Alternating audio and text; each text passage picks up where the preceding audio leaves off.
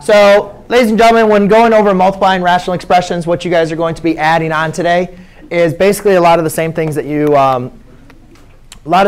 we've done before, except for this time we're just going to make sure that we simplify before we actually multiply. All right.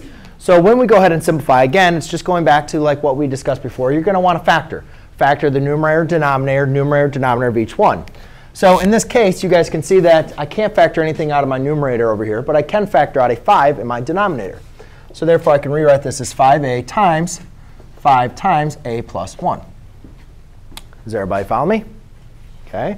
And then up top here, I can factor out a 10. So I have 10 times a plus 1 divided by denominator. I cannot factor anything out. Now, it's very important. I want you guys to understand that each of these terms, they're all separated by multiplication, except for this expression inside the parentheses. Those are obviously those two terms are separated by addition. But as far as each term from the numerator and denominator, they're all separated by multiplication, right? Everything's multiplied by each other, except for inside these parentheses. But inside the parentheses, we can express as an expression itself. But what I want you guys to understand is, since everything is separated by addition, we're multiplying here, or separated by multiplication, we can divide these into 1.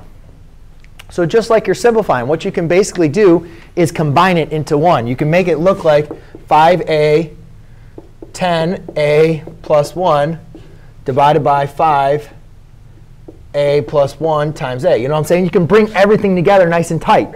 Obviously, we'd still want to multiply the 5 times the 10 here.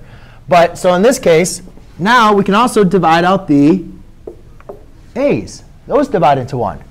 And then finally, I can divide out my 5s. Right? 5s divide into 1. So therefore, my final answer is just going to be 10. But then going back to what we talked about restrictions, we always go back to our original problem.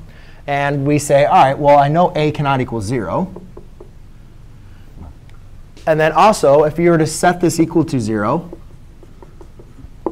subtract 5, 5a equals negative 5, a cannot equal negative 1. And that will be your final answer. OK? So when multiplying, basically the rule is